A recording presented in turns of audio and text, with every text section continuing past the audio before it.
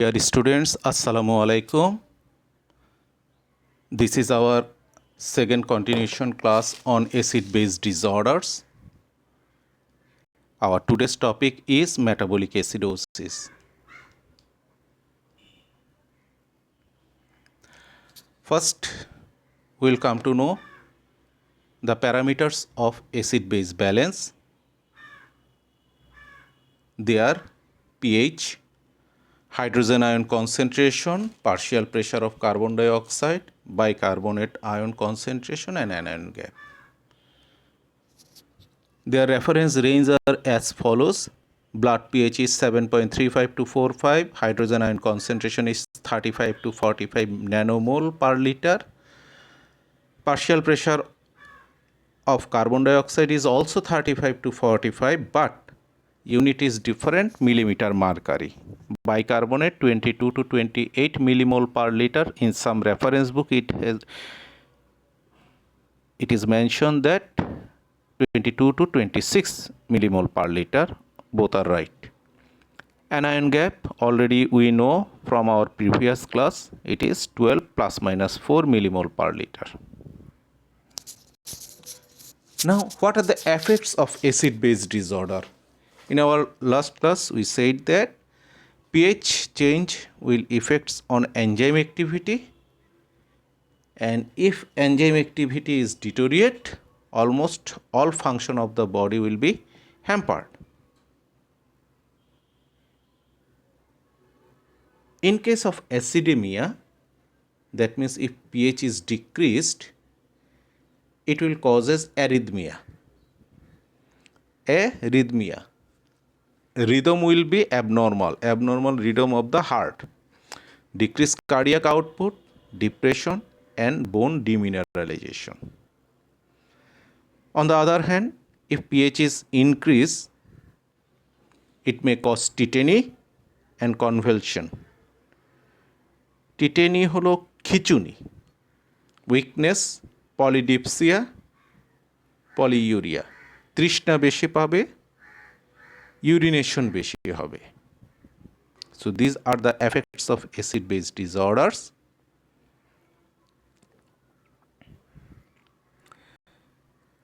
যে কোনো একজন মানুষের অ্যাসিড বেস স্ট্যাটাস বোঝার জন্য আমাদের চারটা জিনিস দরকার: hydrogen ion concentration, pH, bicarbonate and partial pressure of carbon dioxide. এর মধ্যে হাইড্রোজেন আয়ন কনসেন্ট্রেশন এবং পিএইচ এই দুটাকে আমরা একই ধরে নেই। সো আমরা হাইড্রোজেনকে এখানে বাদ দিয়ে আমরা তিনটা প্যারামিটারের উপর জোর দিব। Number 1 is pH, number 2 bicarbonate and number 3 is partial pressure of carbon dioxide. এর উপর ভিত্তি করে পিএইচ, বাইকার্বনেট এবং পার্শিয়াল প্রেশার কার্বন ডাইঅক্সাইডের উপর ভিত্তি করে আমরা অ্যাসিড বেস ডিসঅর্ডারকে কিছু ক্লাসিফিকেশন করি। এর মধ্যে পিএইচ কমে গেলে আমরা বলি অ্যাসিডোসিস, পিএইচ বাড়লে আমরা বলি অ্যালকালোসিস। তাহলে ফার্স্ট আমরা দুটো ক্লাসে ভাগ করতে পারবো, অ্যাসিডোসিস, অ্যালকালোসিস। কার উপর ভিত্তি করে? পিএইচের উপর ভিত্তি করে। Then bicarbonate. Bicarbonate is always related with metabolic. So bicarbonate যদি কমে যায়, metabolic acidosis, bicarbonate যদি বেড়ে যায়, metabolic alkalosis. আর partial pressure of carbon dioxide, it is always related with respiratory. তাহলে partial pressure of carbon dioxide, যেহেতু carbon ডাইঅক্সাইডকে আমরা ভলাটাইল অ্যাসিড বলি, কার্বন ডাইঅক্সাইড যদি বেড়ে যায় তাহলে কি হবে? অ্যাসিডোসিস। আর partial pressure of carbon dioxide decrease means alkalosis.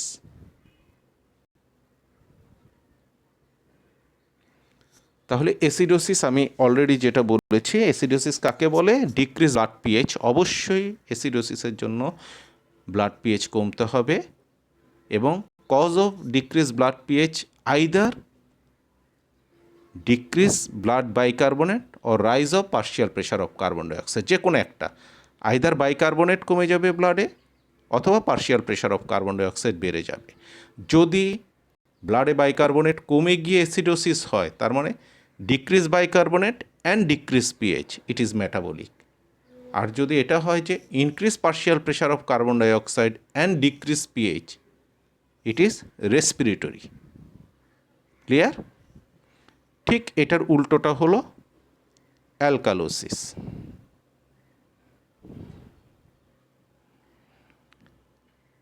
Alkalosis অবশ্যই ইনক্রিজ ব্লাড পিএইচ। এই ব্লাড পিএইচ ইনক্রিজের মধ্যে যদি ইনক্রিজ বাইকার্বনেট হয় metabolic alkalosis, decrease partial pressure carbon dioxide হয় সেক্ষেত্রে হবে রেসপিরেটরি অ্যালকালোসিস। খুবই সহজ। তাহলে আমাদের হাতে মাত্র 3টা প্যারামিটার, পিএইচ, বাইকার্বনেট এবং partial pressure of carbon dioxide. PH কমা অ্যাসিডোসিস, সাথে বাইকার্বনেট কমলে মেটাবলিক অ্যাসিডোসিস। কিন্তু বাইকার্বনেট যদি নর্মাল থেকে partial pressure of carbon dioxide বেড়ে যায়, রেসপিরেটরি অ্যাসিডোসিস। এবার আসি alkalosis. Increase blood pH must, এটা লাগবেই অ্যালকালোসিসের জন্য। ইনক্রিজ ব্লাড পিএইচ, কারণ কি? Increase blood bicarbonate, metabolic alkalosis, কিংবা decrease partial pressure of carbon dioxide, respiratory alkalosis.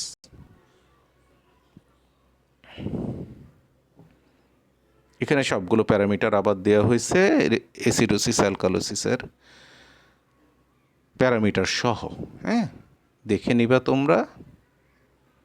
এখন আসো, আমি এতক্ষণ যে কথা বলছি এখানে চিহ্নগুলো আসে নাই, তোমরা তোমাদের পিডিএফ ফাইলে পেয়ে যাবা। মেটাবলিক অ্যাসিডোসিস, এটা সুন্দর এখানে আসেনি, এটা সুন্দর করে আসেনি, এটা আর একটু ভালোভাবে আসা দরকার ছিল। মেটাবলিক অ্যাসিডোসিস আমরা কাকে বলবো? ডিক্রিজ পিএইচ অবশ্যই। বাইকার্বনেট কি হবে? যেহেতু metabolic, decrease bicarbonate, metabolic alkalosis increase pH, বাইকার্বনেটও ইনক্রিজ হবে।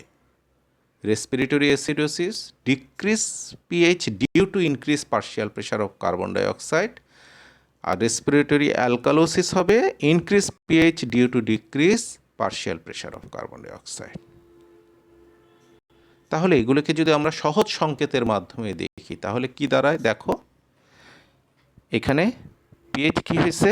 ডিক্রিজ, তার মানে অ্যাসিডোসিস। কজ কি? আমরা এদিকে খুঁজবো, এই যে ডিক্রিজ বাইকার্বনেট। বাইকার্বনেট কমে গিয়ে পিএইচ কমার মানে কি? Metabolic acidosis. And on the other hand partial pressure of carbon dioxide will remain normal. তাহলে আমরা মেটাবলিক অ্যাসিডোসিসের ডেফিনেশনও এখান থেকে কিন্তু বলতে পারবো। It is a clinical condition characterised by decrease blood pH due to decrease blood bicarbonate where partial pressure of carbon dioxide is normal. আমি আবারও বলি, what is metabolic acidosis? It is a clinical condition. এটা তো কোনো রোগ না, it's not a disease, it's a clinical condition characterized by decreased blood pH due to decreased bicarbonate higher partial pressure of carbon dioxide is normal। তাহলে দেখো শুধু একটা সংকেত থেকে কিন্তু আমরা পুরো ডেফিনেশন দিতে পারি। ঠিক একইভাবে রেসপিরেটরি অ্যাসিডোসিস, তোমরা পারবা এটা ডেফিনেশন দিতে? একটু ট্রাই করো। Yes, decrease blood pH due to increased partial pressure of carbon dioxide where serum bicarbonate level is normal। ঠিক একইভাবে metabolic alkalosis increased blood pH due to increased blood bicarbonate অথবা serum bicarbonate, কোনো অসুবিধা নাই, where partial pressure of carbon dioxide is normal। আর last respiratory alkalosis increase blood pH due to decrease partial pressure of carbon dioxide where bicarbonate concentration is normal. তাহলে দেখো simple 4টা সূত্র থেকে আমরা টোটাল ডেফিনেশন মেটাবলিক অ্যাসিডোসিসের এবং কোন কোন প্যারামিটারের চেঞ্জ হয় এটা আমরা খুব সহজেই বুঝতে পারি। ভেরি ইম্পর্টেন্ট, এই পেজটা খুব ইম্পর্টেন্ট। এখন আসো মেটাবলিক অ্যাসিডোসিস সংকেত এবং এখান থেকে ডেফিনেশন দেখো। Decrease blood pH due to decrease bicarbonate concentration in body fluid with normal partial pressure of carbon dioxide, that means partial pressure of carbon dioxide will remain unchanged. তাহলে ডেফিনেশনটা খুব সহজ হয়ে গেল আমাদের জন্য। এখন আসো তিনটার দিকে তাকাবো না, প্রথমে এটার দিকে তাকাও। In normal condition sodium, chloride, bicarbonate, potassium, আমরা জানি এই দুটো হলো ক্যাটায়ন, এই দুটো হলো অ্যানায়ন। এটা হলো আনমেজার্ড ক্যাটায়ন, এটা হলো আনমেজার্ড অ্যানায়ন, এবং এই দুইটার যে পার্থক্য সেটাকে আমরা বলি কি নর্মাল অ্যানায়ন গ্যাপ। এই তো গুড। এখন পাশের ছবি, এখন দ্বিতীয় ছবিতে আসো, খেয়াল করে দেখো এই আনমেজার্ড অ্যানায়নের পরিমাণ এখানে বেড়ে গেছে। অন দ্য আদার হ্যান্ড বাইকার্বনেটের পরিমাণটা এখানে এই নর্মাল থেকে এখানে কমে গেছে। এই কন্ডিশনকে আমরা বলি, এবং সাথে কি এই ক্লোরাইডের লেভেলটা নর্মাল রয়ে গেছে, এই কন্ডিশনকে আমরা বলি high anion gap metabolic acidosis অথবা নর্মোক্লোরেমিক মেটাবলিক অ্যাসিডোসিস। কথা খেয়াল করে দেখো, আবারও বলতেছি, এখানে অ্যানায়ন গ্যাপ বেড়ে গেছে, বাইকার্বনেট কমে গেছে, কিন্তু ক্লোরাইড নর্মাল। তার মানে নর্মোক্লোরেমিক, এটা ঠিক আছে। অ্যানায়ন গ্যাপ বেড়ে গেছে, এটাও ঠিক আছে, এবং অ্যানায়ন গ্যাপ বেড়ে যাওয়ার জন্যই মেটাবলিক অ্যাসিডোসিস হয়েছে। তাহলে মেটাবলিক অ্যাসিডোসিসকে আমরা একটা ক্লাসিফিকেশন করতে পারি high anion gap metabolic acidosis, যেখানে ক্লোরাইডটা নর্মাল থাকবে। আরেকটা প্রকার আছে মেটাবলিক অ্যাসিডোসিসের, এখানে খেয়াল করে দেখো অ্যানায়ন গ্যাপ নর্মাল, বাইকার্বনেট কমে গেছে, ক্লোরাইড বেড়ে গেছে, দেখছো? তাহলে এটার নাম হলো নর্মাল অ্যানায়ন গ্যাপ বা হাইপার ক্লোরেমিক, ক্লোরাইড লেভেল বেড়ে যাওয়ার মেটাবলিক অ্যাসিডোসিস। তাহলে মেটাবলিক অ্যাসিডোসিস কয় রকম? দুই রকম, high anion gap metabolic acidosis, normal anion গ্যাপে metabolic acidosis. High anion gap metabolic অ্যাসিডোসিসে কী হবে? ক্লোরাইড লেভেল নর্মাল থাকবে। আর নর্মাল অ্যানায়ন গ্যাপ মেটাবলিক অ্যাসিডোসিসে কী হবে? ক্লোরাইড বেড়ে যাবে। খুব সহজ, ছবিটা যদি মাথায় থাকে তাহলে দেখবা, এই যে এখানে নিচে লেখাও আছে।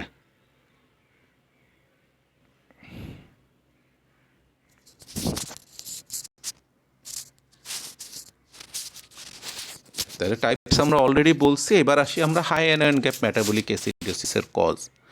দেখো তো, আগের ক্লাসে আমরা অ্যানায়ন গ্যাপ পড়ার সময় causes of high anion gap আমরা কুশমল, মনে আছে? ডায়াবেটিক কিটোএসিডোসিস, ইউরেমিয়া, ইয়েস, হ্যাঁ, এর প্রত্যেকটা কজই হলো হাই অ্যানায়ন গ্যাপ মেটাবলিক অ্যাসিডোসিসের cause. Diabetic ketoacidosis, severe prolong starvation, alcoholism, lactic acidosis, renal failure. তার মানে এর প্রত্যেকটা কজ হলো কি হাই অ্যানায়ন গ্যাপ মেটাবলিক অ্যাসিডোসিসের কজ। এছাড়া ড্রাগের মধ্যে এটাও আমরা পড়ছিলাম, salicylate poisoning, methanol poisoning, ethylene glycol poisoning. আমরা যদি এভাবে মনে রাখতে না পারি, ওই কুশমল মনে রেখে আমরা যা যা মনে থাকবে সেগুলো আমরা বলে দিব।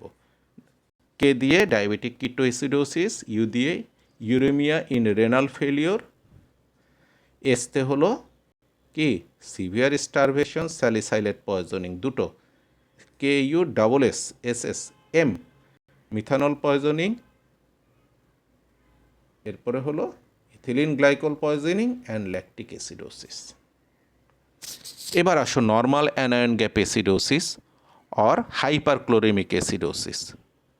Number 1, diarrhoea. খেয়াল করে দেখো, আমাদের জিআইটিকে ঠিক নাভি বরাবর যদি আমরা দুই ভাগে চিন্তা করি, কল্পনা করি, নাভির উপরের আমাদের জিআইটি প্রোডাক্ট শরীর থেকে বের হওয়ার উপায় কি? বের হওয়ার উপায় হলো ভমিটিং। আর নাভির নিচের প্রোডাক্টটা খুব দ্রুত শরীর থেকে বের হওয়ার পদ্ধতি কি? ডায়রিয়া। আচ্ছা, নাভির উপরে প্রোডাক্ট যদি ভমিটিংয়ের মাধ্যমে বের হয়, মূলত কোন ধরনের প্রোডাক্ট বের হবে? অ্যাসিডিক না অ্যালকালিন? নাভির উপরে কি থাকবে? স্টমাকে কি আছে? প্রচুর অ্যাসিড। তাহলে কেউ বমি করলে কি হবে? প্রচুর পরিমাণে অ্যাসিড বের হয়ে যাবে, শরীরে কি ডেভেলপ করবে? উল্টোটা, অ্যালকালোসিস। আবার ডায়রিয়া যদি বেশি হয়, তাহলে নাভির নিচের প্রোডাক্টে কি বেশি থাকে? অ্যালকালাইন ফ্লুইড, প্যানক্রিয়াস থেকে আসবে। তাহলে অ্যালকালাইন ফ্লুইড যদি বেশি ডায়রিয়ার মাধ্যমে বের হয়ে যায়, শরীরে কি ডেভেলপ করবে? অ্যাসিডোসিস। এটা সবসময় মনে রাখবা, বমিতে অ্যালকালোসিস ডেভেলপ করবে, ডায়রিয়াতে অ্যাসিডোসিস ডেভেলপ করবে। ক্লিয়ার? গুড। এবার আসো তাহলে নর্মাল অ্যানায়ন গ্যাপের 1 নম্বর কজ হলো ডায়রিয়া, রেনাল টিউবুলার অ্যাসিডোসিস। খুব মজার ইম্পর্টেন্ট জিনিস, আমরা পরে ছোট্ট করে পড়বো, এটা তোমরা 5th ইয়ারে অনেক ডিটেলস পড়বা। এবার আসো এলডোস্টেরন রিসেপ্টর ব্লকার, খুব ইম্পর্টেন্ট। এলডোস্টেরনের সাথে একটা গভীর সম্পর্ক রয়ে গেছে অ্যাসিড বেস ব্যালেন্সের। এলডোস্টেরন কোথায় কাজ করে জানো? ফিজিওলজি পড়িয়েছে। এলডোস্টেরন ডিস্টাল কনভলিউটেড টিউবুলে কাজ করবে, কিডনিতে। সেখানে কি করবে? সে সোডিয়ামকে রিঅ্যাবজর্ব করবে এবং পটাশিয়াম কিংবা হাইড্রোজেনকে বের করে দেবে। তাহলে পটাশিয়াম অথবা হাইড্রোজেন, খেয়াল করে দেখো, তাহলে হাইড্রোজেন বের হলে কি ডেভেলপ করার কথা? শরীরের মধ্যে ব্যালেন্স হবে কিভাবে? ইয়েস, অ্যাসিড বের হয়ে যাচ্ছে। তাহলে যদি কোনো কারণে এলডোস্টেরন কাজ না করে, রিসেপ্টর যদি ব্লক হয়ে যায়, শরীরে কি হবে? এক্সট্রা অ্যাসিড জমে যাবে। ক্লিয়ার? আর প্যানক্রিয়াটিক ফ্লুইড লস। তাহলে এগুলো হলো নর্মাল অ্যানায়ন গ্যাপ। এটা কিন্তু খুব ইম্পর্টেন্ট, এটা রিটেন কোশ্চেনও। What is metabolic acidosis, what are the causes of metabolic acidosis, সুন্দর করে লিখতে হবে। এবার আসো, হ্যাঁ, অ্যাসিড বেস ডিসঅর্ডার পড়তে গেলে আমাদেরকে দুটো জিনিস সবসময় পড়তে হবে, কম্পেনসেশন, কারেকশন। Compensation, correction. সহজভাবে বললে বোঝা যায়, মনে করো একজন ওয়ার্কার একটা কারখানায় কাজ করে, হঠাৎ কারখানার মেশিনে তার হাতটা কাটা হয়ে গেল, হাত মাঝখান থেকে কবজি থেকে কাটা হয়ে পড়ে গেছে। এখন মালিক কর্তৃপক্ষ তাকে 5 লক্ষ টাকা দিল। এই টাকাটা কি? তার কম্পেনসেশন। এই টাকা দিয়ে সে কিন্তু তার হাত ফেরত পায়নি। কথা কি বোঝা গেছে? কম্পেনসেশন। আর যদি এমন হয় যে কোনোভাবে, কোনো এক নিয়মে এই হাতটাকে আবার পুনরায় তৈরি করে দেওয়া গেছে, কিংবা হাতটাকে আগের জায়গায় লাগিয়ে দেওয়া গেছে এবং হাতটা আগের মতো অ্যাক্টিভ, তখন এটাকে আমরা বলবো কারেকশন। ঠিক একইভাবে আমাদের শরীরের মধ্যে যখন অ্যাসিড বেস ডিসঅর্ডার হয়, আমি আগেই বলেছি অ্যাসিড বেস ডিসঅর্ডারে খুব মারাত্মকভাবে এফেক্টেড হয় আমাদের শরীরের এনজাইমগুলো, মানে প্রোটিন। এই এনজাইম, শরীরের এনজাইমগুলো ডিন্যাচারেট বা নষ্ট হয়ে যায় পিএইচ চেঞ্জ হইলে। তার সাথে কিন্তু বাইকার্বনেট বা পার্শিয়াল প্রেশার কার্বন ডাইঅক্সাইডের কোনো সম্পর্ক নেই। আবার খেয়াল করো, আমাদের মেইন 3টা প্যারামিটার কি? PH, bicarbonate, partial pressure of carbon dioxide. এখন শরীর খুব দ্রুত, উইদিন সেকেন্ড, সে চেষ্টা করে কোনো রকমে আগে আমি পিএইচ ঠিক করব এই 3টা প্যারামিটারের মধ্যে। আরেকটা বাকি দিয়ে এই প্যারামিটারগুলো থাকে, সেগুলো সে আস্তে ধীরে চেঞ্জ করে। কিভাবে একটু দেখো, তাহলেই বুঝবা কম্পেনসেশন অর্থ কী। Number 1, metabolic acidosis compensated by buffer system. আমরা প্রথম দিনেই পড়ে ফেলছি, বাফার সিস্টেম উইদিন সেকেন্ড চলে আসবে বডি ফ্লুইড বাফাররা, এবং সে কম্পেনসেট করার চেষ্টা করবে। Number 2, compensation occurs by hyperventilation. কারণ কি? আমরা আগেই বলেছিলাম মেটাবলিক অ্যাসিডোসিসকে decrease pH, decrease bicarbonate and normal partial pressure of carbon dioxide. এখন খেয়াল করে দেখো, আমরা যদি একটা মনে মনে ধরি, জাস্ট একটা অঙ্ক, এটার সাথে কিন্তু এই অ্যাসিড বেস ডিসঅর্ডারের কোনো সম্পর্ক নেই। মনে করো নর্মাল বাইকার্বনেট হলো 21, কত? 21। Normal partial pressure carbon dioxide হলো 7। আর তাহলে পিএইচটা কত? 21 ডিভাইডেড বাই 7 ইকুয়াল টু 3। আচ্ছা, এখন এই বাইকার্বনেট হয়ে গেছে 15, কত হলো 21 থেকে 15 কমে গেছে। পার্শিয়াল প্রেশার কার্বন ডাইঅক্সাইড কিন্তু 7 আছে, তাহলে 15 ডিভাইডেড বাই 7 কত? 2.1 বা 2। তাহলে দেখো, তাহলে পিএইচটা কী হলো? কমে গেল।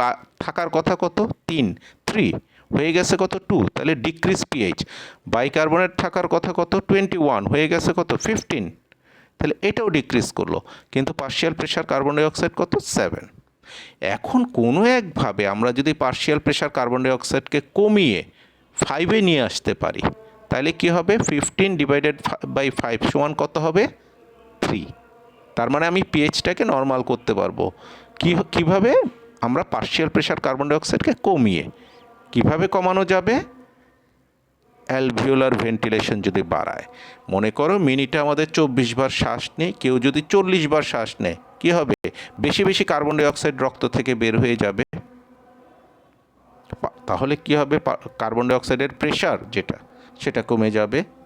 ঠিক একইভাবে আলটিমেটলি যেটা দাঁড়াবে সেটা হলো এই ধরনের একটা ছবি, যে পিএইচটা নর্মাল হবে, কিন্তু both bicarbonate and partial pressure of carbon dioxide both decreased.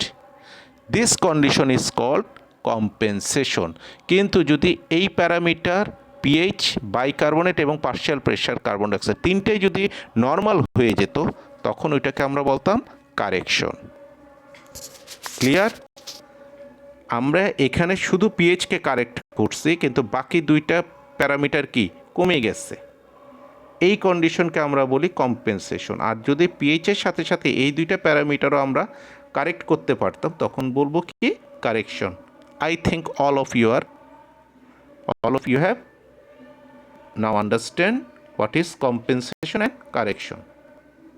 ওকে, তাহলে কিভাবে কম্পেনসেশন হয় মেটাবলিক অ্যাসিডোসিস? 1 নম্বর, বডি ফ্লুইড বাফার সিস্টেমের মাধ্যমে। নাম্বার 2, রেসপিরেটরি সিস্টেমের মাধ্যমে বাই হাইপার ভেন্টিলেশন।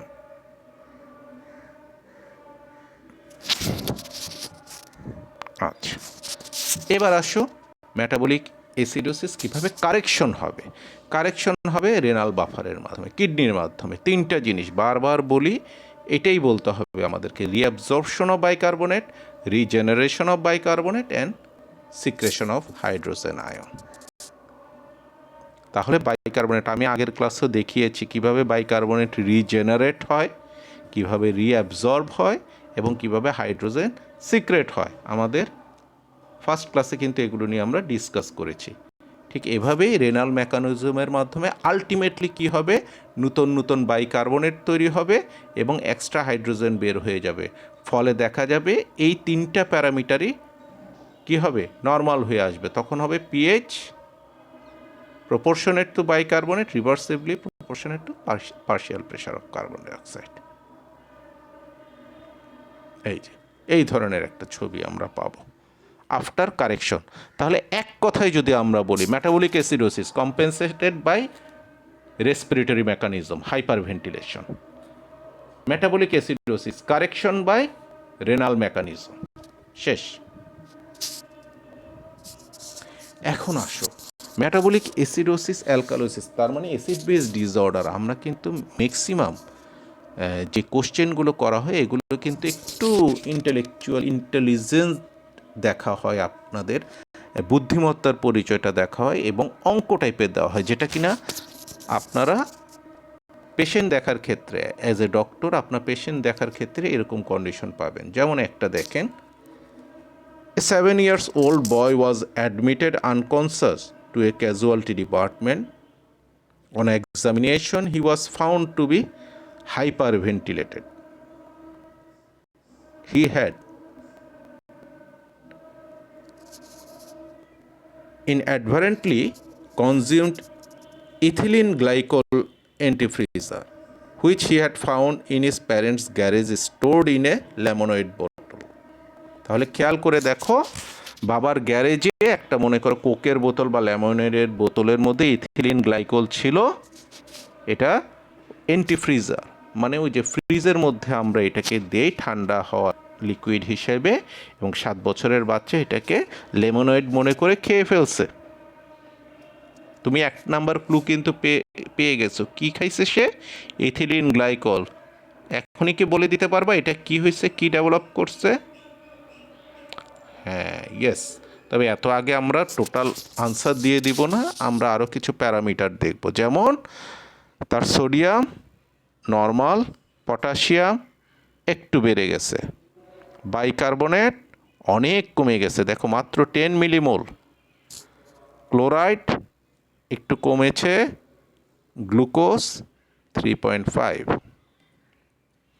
মেইন এই যে আমাদের চলে আসছে ABG, arterial blood gas analysis, pH 7.2 কমে গেছে, acidosis, partial pressure of carbon dioxide কিছুটা কমেছে, এবং বাইকার্বনেট অলরেডি আমরা বলেছি যে অনেক কমে গেছে। তাহলে কি?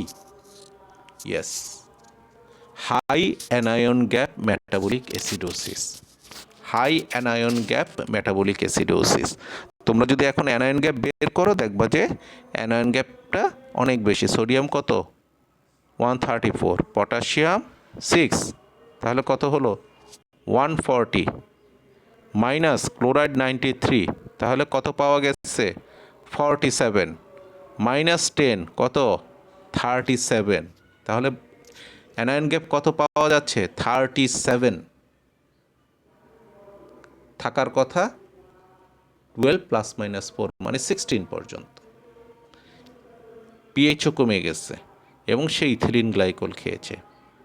Definitely high anion gap metabolic acidosis. ঠিক এইভাবে তোমাদেরকে অঙ্কটা দিলে তোমরা উত্তরটা এবং কারণগুলো সহ লিখতে হবে।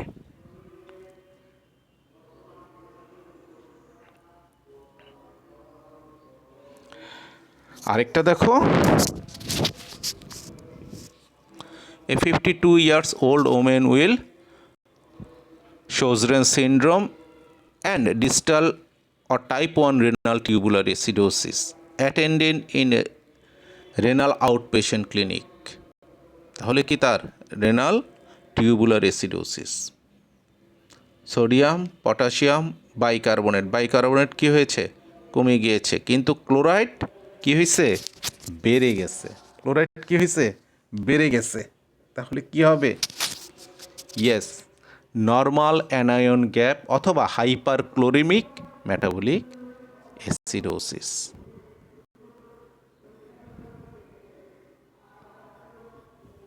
এবং দেখো এই যে এখানে অ্যানায়ন গ্যাপ করলে অ্যানায়ন গ্যাপ পাওয়া 16, তার মানে অ্যানায়ন গ্যাপ বাড়েনি।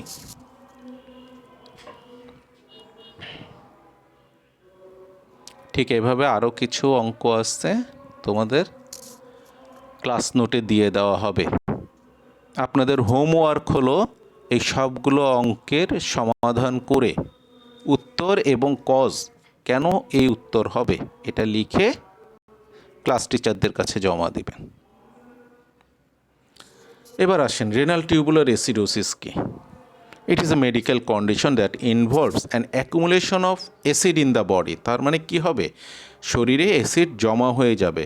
কেন? Due to failure of the kidney to appropriately acidify the urine. তার মানে কিডনি যদি অ্যাসিডকে বের করে দিতে না পারে, কিডনির টিউবিউলগুলো অ্যাসিডকে যদি ইউরিনের মাধ্যমে বের করে দিতে না পারে, তাহলে কি হবে?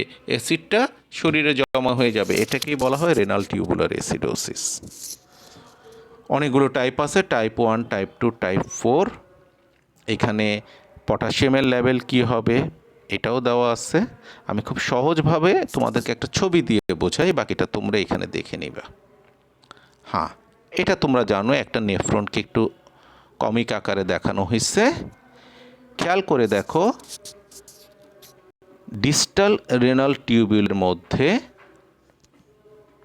টাইপ 1 আমরা যেটাকে বলি, এখানে কি হবে? ইম্পেয়ার্ড হাইড্রোজেন সিক্রেশন, হাইড্রোজেনটা বের হইতে পারবে না। কারণ কি? এখানের মধ্যে হাইড্রোজেনটা কি হতে পারবে না? বের হতে পারবে না। তাহলে এখানে যে এক্সচেঞ্জটা হবে সোডিয়াম, এই জায়গার মধ্যেই কিন্তু এই ডিস্টাল টিউবিউলের মধ্যে সোডিয়াম রিঅ্যাবজর্ব হয়। তাহলে সেখানে সোডিয়ামটা রিঅ্যাবজর্ব হবে কার অপোজিটে? পটাশিয়ামের অপোজিটে। পটাশিয়াম ইউরিনে চলে যাবে এবং সোডিয়ামটা ব্লাডে ফিরে আসবে। তাহলে ব্লাডে কী ডেভেলপ করবে? হাইপোক্যালেমিয়া, ব্লাডের পটাশিয়ামটা কি হবে? কমে যাবে, কারণ পটাশিয়ামটা বের হয়ে যাচ্ছে ইউরিন দিয়ে। এটাকে বলা হয় টাইপ 1। এগুলো তোমাদের জন্য প্রয়োজন নেই, তোমরা শুধু জানবা যে রেনাল টিউবুলার অ্যাসিডোসিসের কারণে কি হয়? Normal anion gap, metabolic acidosis হয়। আর টাইপ 2টা হবে প্রক্সিমালে। কোথায় হবে? প্রক্সিমাল টিউবুলে। এখানের প্রবলেমটা কি? বাইকার্বনেট রিঅ্যাবজর্ব হবে না ইউরিনের থেকে বা গ্লোমেরুলার ফিল্টারের থেকে, বাইকার্বনেট ব্লাডে ফিরে আসবে না, এই কারণে হবে টাইপ 2টা। আর টাইপ 4 যেটা, সেটা হলো এলডোস্টেরনের অভাবে। এলডোস্টেরন কমে গেলে তখন।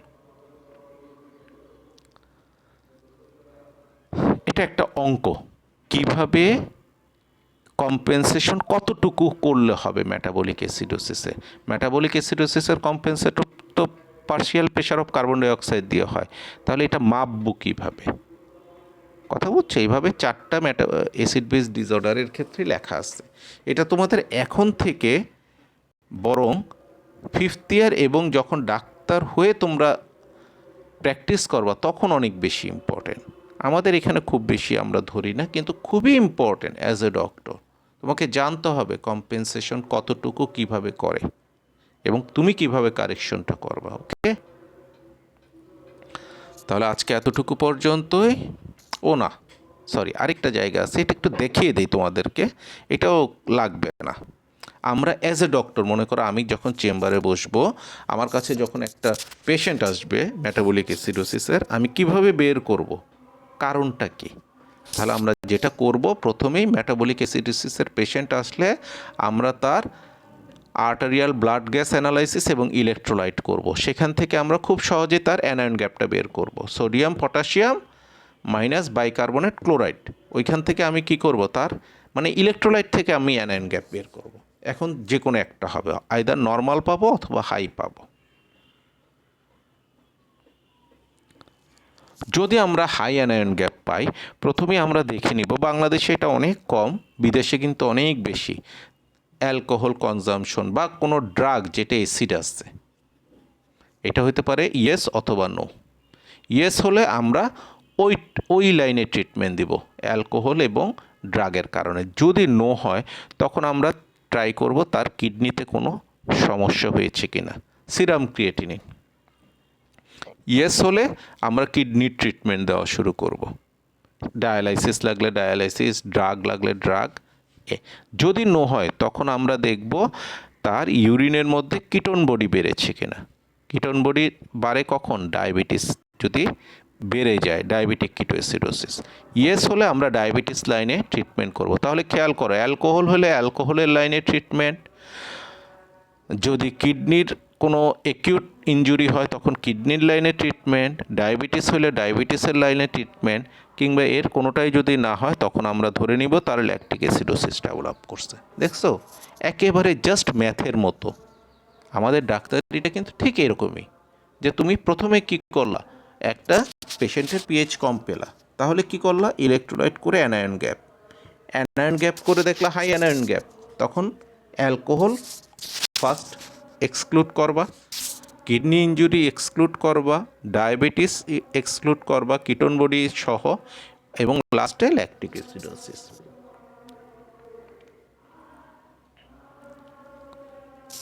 এবার আসো, তার ক্ষেত্রে আমরা কি পেলাম? নর্মাল পেলাম, অ্যানায়ন গ্যাপটা নর্মাল। সেই ক্ষেত্রে আমরা কি করব? প্লাজমা পটাশিয়াম দেখব। যদি প্লাজমা পটাশিয়াম কম হয়, তখন আমরা ড্রাগের দিকে চিন্তা করব। তার কি হইল? কোনো ড্রাগ আছে কিনা। ইয়েস হলে ড্রাগ লাইনে ট্রিটমেন্ট করব। যদি না হয়, তখন আমরা ইউরেটেরিক ডাইভারশন, মানে ইউরেটারটা দেখতে হবে, সেটা ইউরোলজিস্টের আন্ডারে চলে যাবে। যদি সেইটাও ঠিক থাকে, তখন আমরা ধরে নিব তার জিআই ডিসঅর্ডার আছে। জিআই ডিসঅর্ডার মানে এই ডায়রিয়া বা অন্য, ঠিক আছে। যদি সেটাও না হয়, তাহলে কি RTA type 1, renal tubular acidosis type 1। আচ্ছা, যদি প্লাজমা পটাশিয়াম নর্মাল বা হাই হয় তখন প্রথমে আমরা ড্রাগ দেখব, তার মানে আমরা পটাশিয়াম দেখে আগে ড্রাগটা কনসিডার করব।